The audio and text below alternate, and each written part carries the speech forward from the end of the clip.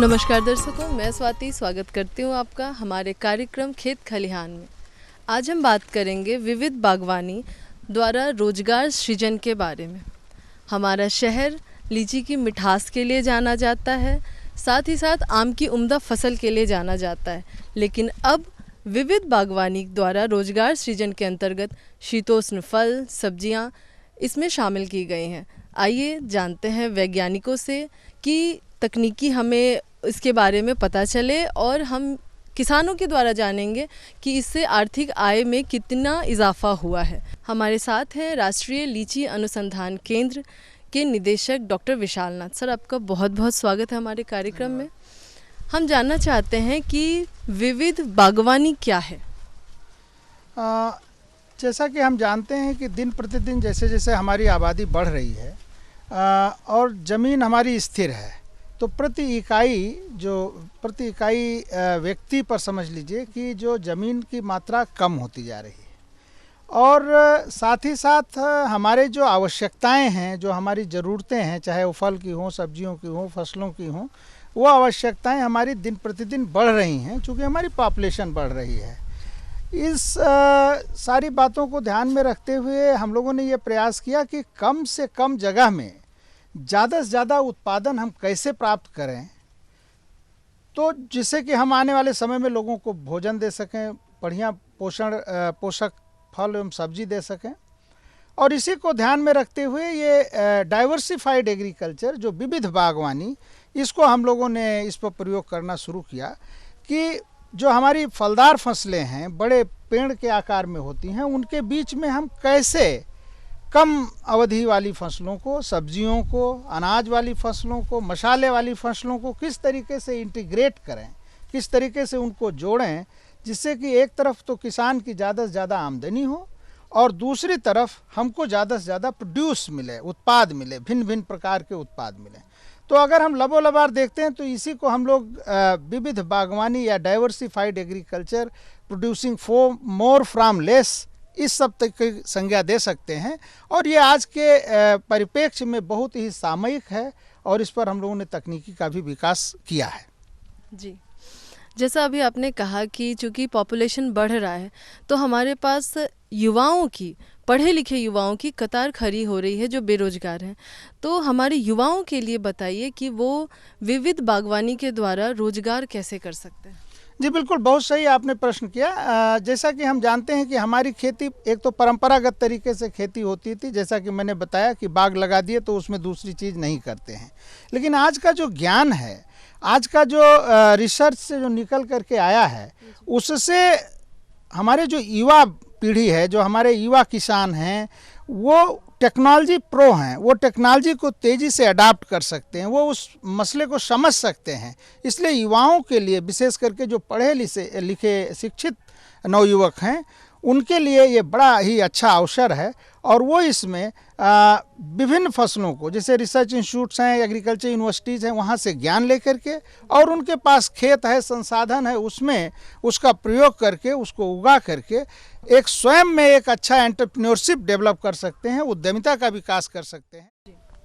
आपने ये बहुत सही बताया। अब हम जानना चाहते हैं कि आम और लीची की खेती पहले अलग अलग होती थी, तो आम में और लीची में किन किन फसलों को हम सम्मिलित करके अपने उत्पादन क्षमता को भी बढ़ा सकते हैं और अपनी आय भी बढ़ा सकते हैं। जी बिल्कुल, आप जैसे देखिए, लीची और आम जो दोनों फसलों का आपने नाम बताया, ये बिहार के परिप्रेक्ष्य में बहुत ही महत्वपूर्ण फसलें हैं और बिहार में लीची बहुत मशहूर है और आम भी किसी मामले में कम नहीं है। इसलिए अगर हम यहाँ के दृष्टिकोण से देखते हैं तो इन दोनों फसलों में सघनीकरण की बहुत आवश्यकता है, विविधीकरण की बहुत आवश्यकता है।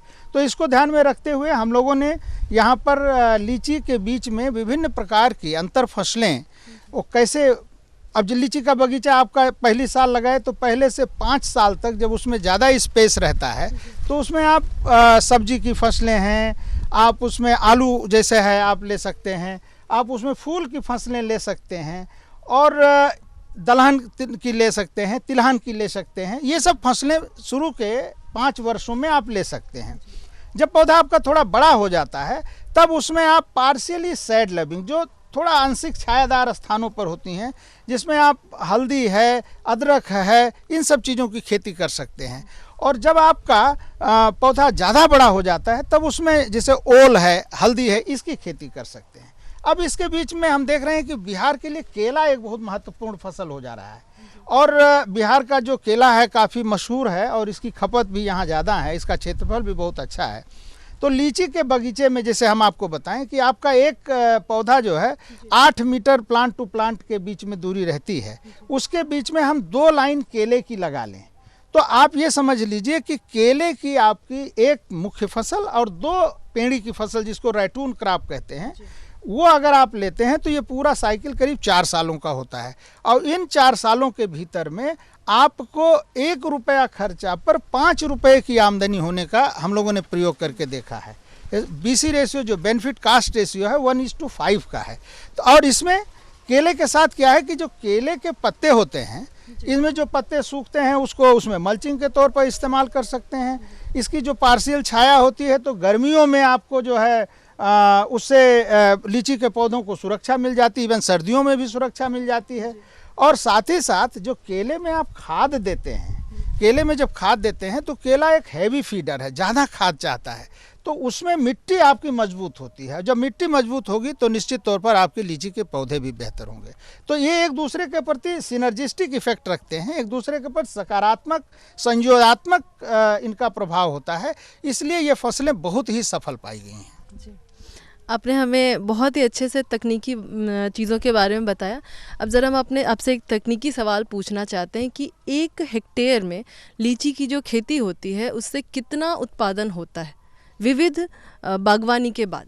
जी, आप देखें लीची के बाग लगाने के 2 पद्धतियां हैं। एक तो वर्गाकार विधि है और दूसरा हम लोगों ने अभी हाल फिलहाल में विकसित किया है और बहुत सारे किसानों के यहाँ लगाया है, जिसमें कि हम आयताकार विधि में हेजरो सिस्टम में उसको लगाते हैं। वर्गाकार विधि में जब आप लगाते हैं तो 8 से 10 मीटर लाइन से लाइन की दूरी और पौधे से पौधे की दूरी भी 8 से 10 मीटर रखते हैं।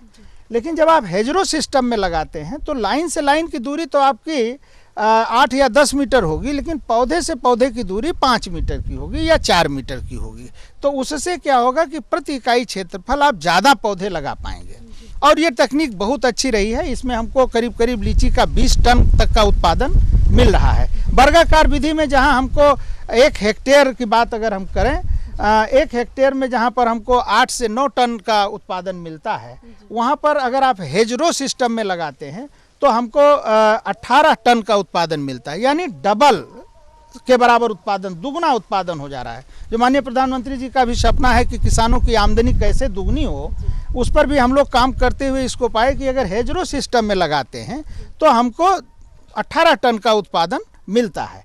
अब ये जो आपके पास हेजरो में रो बनी, उसमें 8 मीटर का जो जगह है उसके बीच में आप केले की 2 लाइनें आप उसमें आराम से लगा सकते हैं।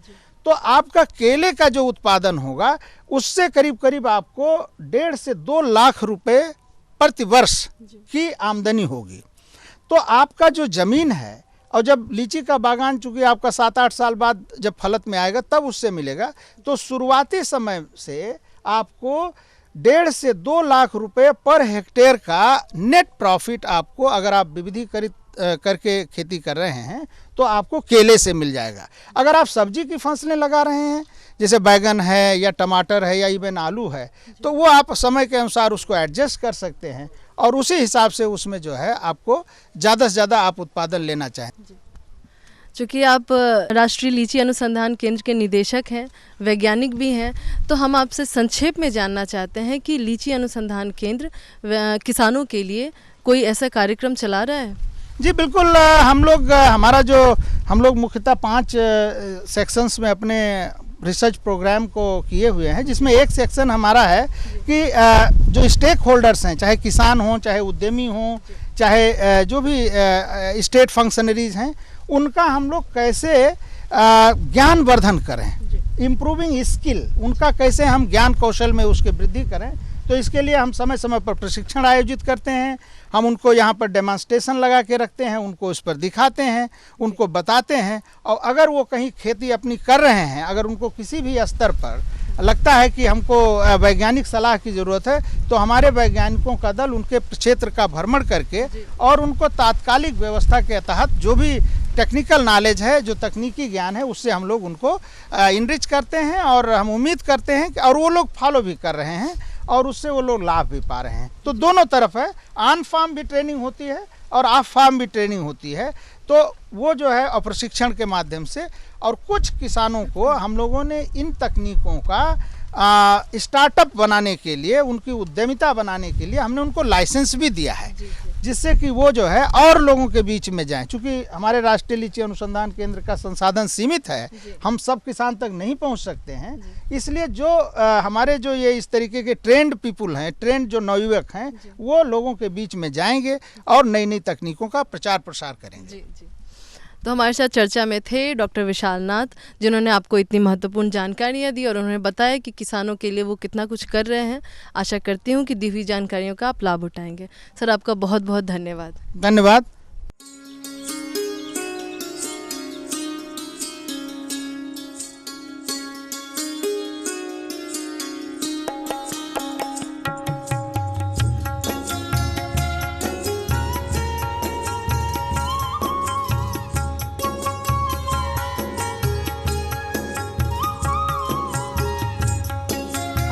मुजफ्फरपुर के बखरी मुरौल में, और हम आपको मिलवाते हैं सुधीर कुमार पांडे जी से, जो एक सफल किसान हैं और उन्होंने विविध बागवानी पे काम किया। सर, आपका बहुत बहुत स्वागत है हमारे कार्यक्रम में। हम आपसे जानना चाहते हैं कि आपने आम और लीची के साथ किन सब्जियों की खेती शुरू की है? बागवानी में हर तरह की सब्जियां की जा सकती है, उसका अपना टाइमिंग होता है उस हिसाब से, और प्लांट का एज क्या है और आपका कैनोपिक एरिया कितना कवर कर रहा है, उस हिसाब से सारे सब्जी की खेती की जा सकती है।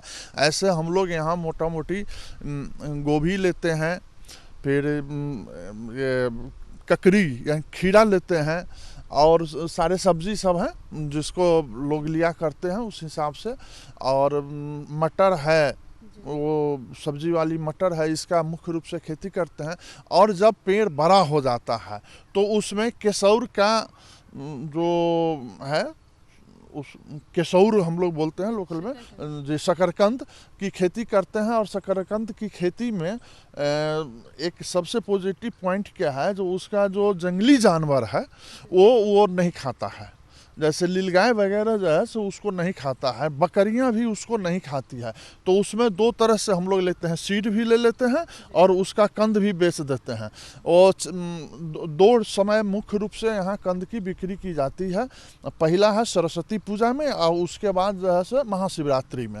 ये दोनों समय में उसके कंद की बिक्री की जाती है। उस समय तक वो केसौर का जो छीमी है यानी सीड है वो मैच्योर्ड हो जाता है, और उसको हार्वेस्ट करके फिर हम लोग उस तरह से उसको बेचते हैं। बिहार में मुख्यतः लीची और आम की ही खेती होती थी, लेकिन अब हम देख रहे हैं कि यहाँ नाशपाती के भी पौधे हैं। तो आप नाशपाती की जो खेती है उसका भविष्य कैसे देखते हैं बिहार में? नाशपाती की खेती बिहार में खूब अच्छे ढंग से की जा सकती है। एक्चुअली ये है, जो हम लोग तो पहले इस बात को नहीं समझ पा रहे थे जो नाशपाती की खेती यहाँ हो सकती है और इतना बढ़िया। जब हमारे पास एक प्लांट आया, वो प्लांट से फिर हमने उसको 3-4 प्लांट बनाए। 3-4 प्लांट के बाद जब फ्रूटिंग आवर आया है और फ्रूटिंग होने लगा है, तो उसमें 1 क्विंटल के आसपास हम एक प्लांट से फ्रूट ले रहे हैं, जो मदर प्लांट है। ये सब जो आप देख रहे हैं, ये सब नया बाग लगाए हैं। उसको देख करके फिर ये लगा जो नहीं, इसकी खेती अच्छी हो सकती है और इसमें अच्छा इनकम भी हो सकता है। तो इसलिए हम लोगों ने ये सोचा जो नहीं, नाशपाती की खेती लार्ज स्केल पे की जाए। पिछले साल भी इसमें फ्रूटिंग हुआ है, फ्लावरिंग हुआ है, और इस साल फिर फरवरी के बाद जो है सब फ्लावरिंग और फ्रूटिंग होगा। हम आपसे ये जानना चाहते हैं कि आप सफल किसान हैं, तो आपसे कितने लोग प्रेरित होकर विविध बागवानी के क्षेत्र में आ रहे हैं? विभिन्न बागवानी क्षेत्र में आने में अभी तक हमसे 15-20 किसान ऐसे हैं जो यहाँ से प्लांट ले गए हैं और वो लगाए हैं, टेस्ट कर रहे हैं। कुछ लोग 10, 20, 25 करके लगा करके उस हिसाब से वो कर रहे हैं। और आने वाले समय में इस सराउंडिंग एरिया में हमको लग रहा है जब कम से कम 2-4 हज़ार आपको नाशपाती के पेड़ मिलेंगे, और सारे लोग कर रहे हैं। नाशपाती के साथ साथ यहाँ जो परिस्थितियाँ बन गई है जो सीरियल क्रॉप है जैसे कि गेहूं, मकई वगैरह, इससे कोई इनकम नहीं होना जा रहा है किसान को, वो जो है सो उसका PL 0 पर जा रहा है। तो अब एकमात्र हॉर्टिकल्चर क्रॉप है जिसमें बागवानी है, सब्जी है, यही 2 चीज़ है जिस पर किसान जिंदा रह पाएगा। आपने हमारे किसानों को, हमारे दर्शकों को इतनी जानकारियाँ दी, इसके लिए आपका बहुत बहुत धन्यवाद। धन्यवाद।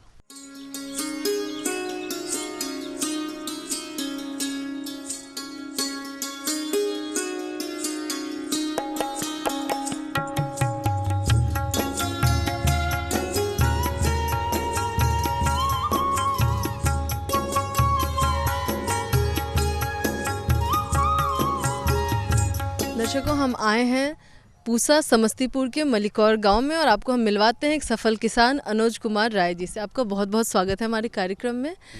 सबसे पहले हम आपसे ये जानना चाहते हैं कि हम देख रहे हैं कि प्रायः बिहार में शीतोष्ण फल की खेती नहीं होती है और आप कर रहे हैं, तो हम आपसे जानना चाहते हैं कि आप इसके भविष्य को कैसे देखते हैं। यहाँ पर आड़ू, पलम, नाशपाती, सेव, मौसमी, संतरा, ये बहुत ही अच्छा यहाँ पर उपज होता है और इसका मार्केट भी, प्राइस भी अच्छा मिलता है किसानों का। पहले आम और लीची, आंवला होता था, अब यहाँ पर ये अनुसंधान केंद्र पूसा में मतलब यहाँ पर आड़ू, पलम, लीची वगैरह सब उपज अच्छा होता है जी, खेती होती है। आप एक सफल किसान हैं, हम जानना चाहते हैं कि आपके इस विविध बागवानी से आपकी आय में इजाफा हुआ है। जी जी जी, काफ़ी इजाफा हुआ है। यहाँ पर मौसमी पहले नहीं होता था, यहाँ पर मौसमी का भी खेती बृहद पैमाने पर होता है और संतरा का भी होता है, आड़ू, पलम है। मेरे पास में एक आम का पौधा है, इसमें 40 से 50 वैरायटी इसमें आम ग्राफ्टिंग किया हुआ है, लगा हुआ है और विभिन्न ICAR के इंस्टीट्यूट से ला करके साइन बोर्ड और इसमें ग्राफ्टिंग किया हुआ है। एक पौधा में 50 वैरायटी। आमतौर पर देखा जाता था कि किसान खेती तो कर लेते थे, लेकिन फलों के प्रसंस्करण और विपणन में समस्या आती थी। तो हम आपसे जानना चाहते हैं कि आप इन समस्याओं का समाधान कैसे करते हैं। हम अपने से इसको मतलब फल को तोड़वा करके और मार्केट भी मतलब ले जाते हैं और गद्दी में वहाँ पर, और वहाँ के व्यापारी भी यहाँ पर खुद घर पर चल आकर के और वो फल ले जाते हैं। चूँकि आप जिस गांव में हैं, ये लीची अनुसंधान केंद्र और राष्ट्रीय पूसा एग्रीकल्चर यूनिवर्सिटी दोनों के बीच में आता है, तो आपको इन दोनों के होने से क्या सहायता मिल पाती है। लीची अनुसंधान संस्थान में हम आम का, लीची का एवं अमरूद का, आंवला का भी कैंडी वहाँ पर मतलब जूस भी, वहाँ पर रॉ मटेरियल भी इस बार कर आए हैं और यूनिवर्सिटी के भी साइंटिस्ट लोग, पूसा यूनिवर्सिटी के भी साइंटिस्ट लोग यहाँ पर आते हैं और हम भी जो दिक्कत होता है तो वो समाधान करते हैं समस्या का। और लीची अनुसंधान के साइंटिस्ट लोग वहाँ से आते हैं और वहाँ भी हम भी जाते हैं और अच्छा जो भी होता है अच्छा मतलब विचार देते हैं। हम आपसे ये जानना चाहते हैं कि आजकल आमतौर पर बाज़ार में कैंडी वगैरह मिलती है, आंवले की कैंडी, लीची की कैंडी, तो क्या आपने भी ऐसा कुछ किया है। जी, हमने आंवला ले गए थे लीची अनुसंधान में और वहाँ से कैंडी और ये मैंगो का जूस भी वहाँ पर किए हैं और आंवला का कैंडी बनवाए हैं, वो यहाँ पर है। हम देख रहे हैं कि आप एक सफल किसान हैं, आपने काफ़ी खेती की है, संतरे की, आड़ू की, प्लम की।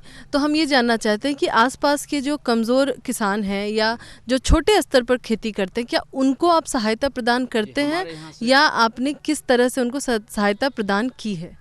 हमारे यहाँ से ये लीची का, आंवला का और ये नींबू का 50 किसान मतलब पौधा भी हम देते हैं और उनका सेल्फ हेल्प ग्रुप के माध्यम से भी हम प्रचार प्रसार करते हैं। हम आपसे एक महत्वपूर्ण बात जानना चाहते हैं कि आपको विविध बागवानी से आपके आय में क्या इजाफा हुआ है। एक हम डाटा जानना चाहते हैं आपसे।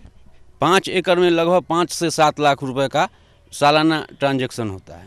तो हमारे साथ चर्चा में थे एक सफल किसान अनुज कुमार राय, जिन्होंने हमें बताया कि वो अपने साथ साथ, खुद तो वो किसान हैं ही, लेकिन अपने साथ साथ एक निम्न स्तरीय भी किसान हैं, उनको भी वो मदद कर रहे हैं और उनकी आय में इजाफा हुआ है। तो आपका धन्यवाद करते हैं हम हमारे कार्यक्रम में होने के लिए।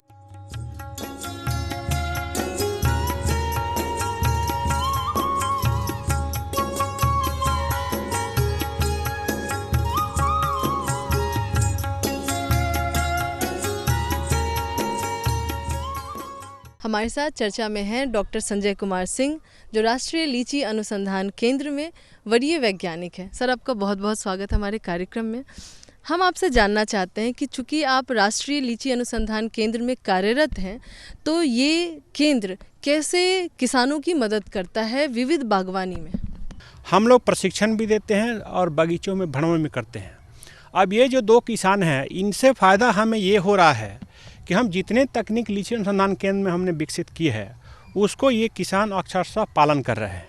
साथ साथ कम लागत में और कम ज़मीन में कैसे ज़्यादा से ज़्यादा आमदनी हासिल की जा सके, ये 2 किसान उसके एग्जाम्पल हैं। और ये हमारे लिए भी बहुत अच्छा है कि हमारे जो भी तकनीक ये फॉलो कर रहे हैं, अगर उससे किसान काफ़ी फ़ायदे उठा रहे हैं, तो मुझे लगता है कि बाकी किसानों के लिए भी एक तरह से उदाहरण है। अब जैसे एग्जाम्पल में देखिए कि पहले वाले किसान जहाँ पर हमने देखा कि सिंगल हेज रो सिस्टम जो लीची का है उसको लगा रहे हैं, और साथ साथ लीची के साथ बहुत से सब्जियां लगा रहे हैं। और इस किसान के पास हम देखें जब अब जहाँ पे अभी आए हैं कि ये किसान भी लो चिल जो वैरायटी होती है टेम्परेट फ्रूट्स की, जिसको शीतोष्ण फल कहते हैं, जैसे इन्होंने सेब की वैरायटी लगाई है, इन्होंने अमरूद की वैरायटी लगाई है। अब इसमें देखें कि सेब अमरूद के अलावा जैसे आड़ू हो गया, तो आड़ू के उन्होंने 2-3 वैरायटी लो चिल जैसे लगाई है। सहारनपुर प्रभात हो गया, साने पंजाब हो गया, प्रताप हो गया। इसी तरह से इन्होंने सतलज पर्पल जो है प्लम की वैरायटी लगाई है। सेब के केस में इन्होंने हरिमन 99 लगाया है, HR 99 सही वर्ड होता है। उसके साथ ये डोरसेट भी लगाए हुए हैं, ट्रॉपिकल बीटी भी लगाए हुए हैं। अब इसमें फ्रूटिंग भी हो रही है, फ्लावरिंग भी हो रही है। उसके साथ हम ये देख रहे हैं तो इनके यहाँ आड़ू के अलावा नाशपाती की भी खेती अच्छा कर रहे हैं, जिसमें बग्गू घोसा और पंजाब नेक्टर जो है इनके यहाँ अच्छा चल रही है।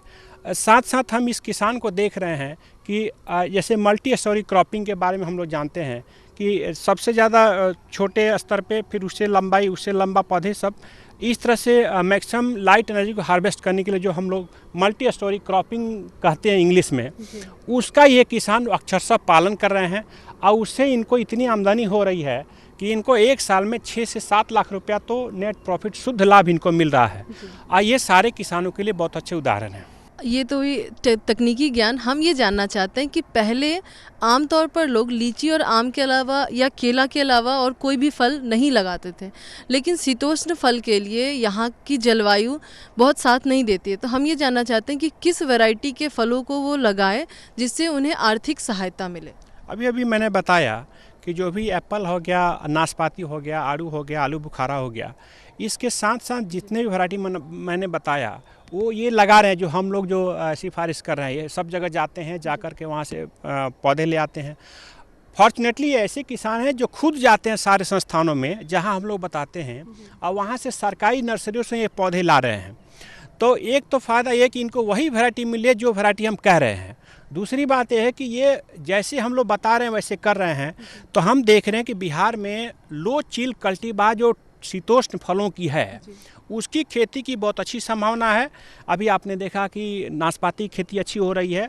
अब मैं बता रहा हूँ कि उसके अलावा जैसे ये संतरा और मौसमी की खेती भी अच्छे कर रहे हैं। मैं तो बता रहा हूँ कि ये इनको अभिनव पुरस्कार के लिए हम लोग कोशिश कर रहे हैं कि किसान के क्षेत्र में इन लोगों को अभिनव पुरस्कार भी दी जानी चाहिए कि 1 एकड़ में कम से कम ज़मीन में ज़्यादा से ज़्यादा उत्पादन ले रहे हैं। आपको आश्चर्य होगा, इनके पास 115 वैरायटी है। 2 बगीचे आम के हैं जिसके पास 33 वैरायटी है। अब आप खुद देखिए कि ड्रैगन फ्रूट और लुकार्ड से लेकर के एवोकाडो तक इन्होंने खेती कर रखा है। पिछले साल इनके यहाँ हमने विजिट किया था, हम ये देखे कि थॉमसन सीडलेस अंगूर भी इनके अच्छे फल रहा था। तो मेरे हिसाब से एक ऐसे किसान हैं जो विविध बागवानी के बहुत अच्छे उदाहरण हैं। ये बाकी किसानों के लिए एक उदाहरण बन सकते हैं, बशर्ते किसान अपनी लगन से काम करे। और इस किसान में हम देखे हैं, इन लोगों में मैं देख रहा हूँ, ये लोग मार्केटिंग भी खुद करते हैं, हार्वेस्टिंग करवाएंगे लेकिन खुद जा कर के सेल करेंगे। इससे फ़ायदा ये हो रहा है कि जहां आमदनी इनको 4 लाख जो होनी थी वो अभी 7 लाख 7.5 लाख तक पहुंच गया है। तो मुझे लगता है कि ऐसे किसान आज के ज़माने में बहुत ज़रूरत है, खास करके वैसे किसानों के लिए, वैसे युवाओं के लिए जो कि खेती से रोज़गार सृजन करना चाहते हैं और उन्हें पता नहीं है कि कम समय में, कम जगह में हम ज़्यादा उत्पादन कैसे कर सकते हैं, आमदनी कैसे हासिल कर सकते हैं। हम ये जानना चाहते हैं कि मुजफ्फरपुर और समस्तीपुर के किसान, उनको आप क्या सलाह देना चाहेंगे, क्योंकि हमारा कार्यक्रम ही है विविध बागवानी के द्वारा रोजगार सृजन। तो हम ये जानना चाहते हैं कि किस तरह के रोजगार सृजित हो सकते हैं इस क्षेत्रों में। जैसे मुजफ्फरपुर समस्तीपुर के जो भी किसान हैं, मेरी इच्छा ये है कि आम लीची के अलावा भी अगर चाहें तो शीतोष्ण फल के साथ साथ संतरा मौसमी की भी खेती करें, और अमरूद की भी बहुत अच्छी संभावना है। मैं बता रहा हूँ, इस किसान के पास 6-7 वैरायटी अमरूद की ऐसी हैं जिसमें VNR की भी है, अर्का किरण भी है, श्वेता है, ललित है, धवल भी है। अमरूद की भी बहुत अच्छी डिमांड है, खास करके इस एरिया में। और दूसरी बात हम ये देख रहे थे कि नींबू से इनको अच्छी खासी आमदनी है। नींबू का मार्केट में अच्छा डिमांड है। जो नींबू हम आंध्र प्रदेश से मंगा रहे हैं, अगर इस तरह के किसान अगर नींबू के बगीचे लगाएंगे तो मुझे लगता है कि काफ़ी अच्छी आमदनी मिलेगी। और जो हमें बाहर से नींबू मंगाना पड़ रहा है, वो मुझे हम लोगों को नींबू मंगाने की जरूरत नहीं पड़ेगी। साथ साथ हम ये देख रहे थे कि जो भी तकनीक है, जो भी किसी भी संस्थान से है, ये किसान किसी भी संस्थान में जाने से हिचकते नहीं हैं। वहाँ से तकनीक लाते हैं, उनके वैज्ञानिकों से संपर्क करते हैं और सीधे वो तकनीक को अक्षरशः अपने बगीचे में पालन करते हैं। वैसे कोशिश करते हैं कि वैसे ही हमारे यहाँ भी तकनीक लगे, और उससे फ़ायदा ये हो रहा है कि ये किसान कभी ये रोते नहीं है कि हमारा ये मार्केटिंग में बिक नहीं रहा है, तो मेरा ये उत्पादन कम हो रहा है या फिर फ्रूटिंग नहीं हो रही है, तो पौधे मर जा रहे हैं। ऐसा कोई कंप्लेन ये दोनों किसानों के पास नहीं आया है। अब मैं बता रहा हूँ कि इस 2 जिले के किसान इन किसानों से डायरेक्ट संपर्क कर बहुत कुछ हासिल कर सकते हैं। आपका बहुत बहुत धन्यवाद। दर्शकों, पहले ये शहर सिर्फ लीची की मिठास के लिए जाना जाता था, लेकिन आज आपने देखा कि अब इस शहर ने कितनी प्रगति की है। लोग एवोकेडो, ड्रैगन फ्रूट, नाशपाती, अंगूर जैसे फलों का भी यहाँ अच्छी फसल कर रहे हैं और रोजगार सृजित हो रहे हैं विभिन्न बागवानी से। तो हम आशा और उम्मीद करते हैं कि आपको हमने साइंटिस्ट से मिलवाया, जिन्होंने आपको तकनीकी ज्ञान दिया, जिन्होंने आपको किसानों से मिलवाया। आपने देखा कि वो वाकई में उन्होंने अपने आय में वृद्धि की है, और आप भी इन दिए हुए जानकारियों का फ़ायदा उठाइए और आप भी एक अच्छे किसान या एक अच्छे रोजगार को आप सृजित कर सकते हैं, और अपने साथ साथ आप कई लोगों को जोड़ सकते हैं जो आपके साथ साथ अपने आय के स्तर को भी बढ़ा सकते हैं। आशा और उम्मीद करते हैं कि आपको हमारे कार्यक्रम से लाभ मिलेगा। तब तक के लिए आज्ञा दीजिए, मिलते हैं अगले कार्यक्रम में। धन्यवाद।